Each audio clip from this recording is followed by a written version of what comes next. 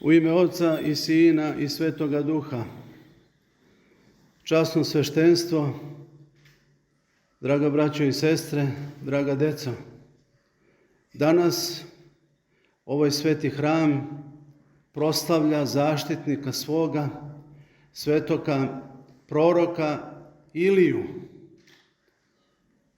čudesnoga, silnoga, kako se naziva u troparima i pesmama crkvenim, preteča drugoga dolaska Hristovoga. Ilija beše čovek kao i mi, ali imao je ono što mnogi od nas nemaju. Imao je revnost za istinu i revnost za čuvanje svetinje. Živeo je na 9 vekova pre rođenja Gospoda Hrista i pojave ovde u ovome svetu. Sinovi Izrailjevi koje je Gospod Bog izabrao da preko njih pokaže sebe svetu, verovali su i klanjali se jednome istinitom Bogu, Jahveu, ili u prevodu na crkvenoslovenski Ocu Savaotu.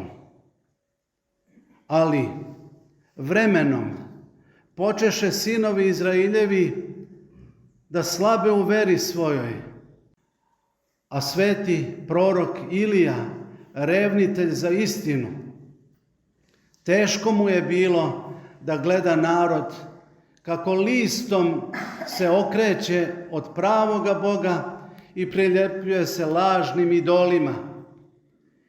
Ilija se pojavio, u vremenu najvećeg otpadništva roda izraelskog, roda ljudskoga, bolje reći.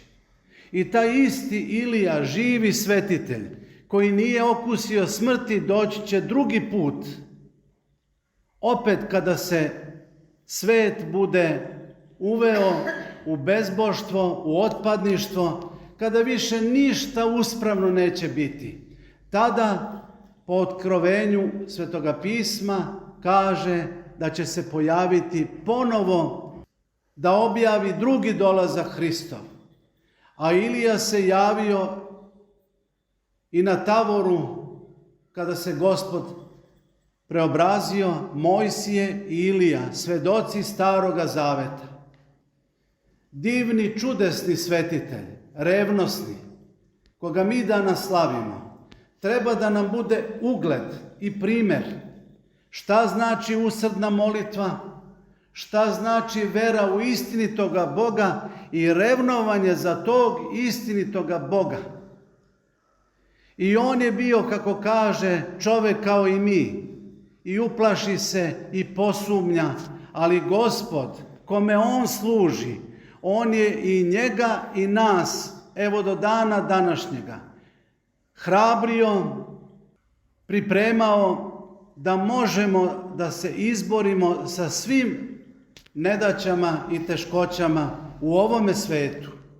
Jer sa Gospodom ko živi, on sa Gospodom sabira i ovaj život i sve u ovome životu. Ko nije sa Gospodom, on rasipa i dane svoga života i na kraju krajeva ništa kada ode iz ovoga sveta ne može da prinese Gospodu. Jer Gospod ono što daruje nama, a to je blagodat, život i sve što imamo, mi smo dužni da na to uzvratimo uzdarijem, da i mi njemu nešto prinesemo. Ne zbog njega, njemu ništa ne treba, nego hvaleći i blagosiljajući Gospoda, mi imamo neraskidivu zajednicu sa njim i imamo postojanje u njemu, jer bez tog osjećanja da postojimo, da smo živi večno, da je naše ime zapisano u knjizi života, čoveku ništa ne koristi ovo ovde ma šta činio. Zato kada sve to znamo i čuli smo za revnost Ilijinu i njegova čudesa i sve što je činio u ime Božije, molitvom i revnošću svojom, jeste da je Bog to činio, ali ne bez sa dejstva Ilijinog.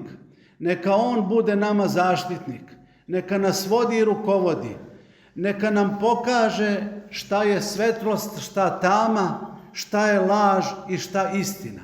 I ne samo da nam pokaže, nego kada shvatimo šta je istina, da revnujemo za istinu, da svedočimo istinu, da budemo od istine, jer Gospod Hristos je rekao: upoznajte istinu i istina će vas osloboditi.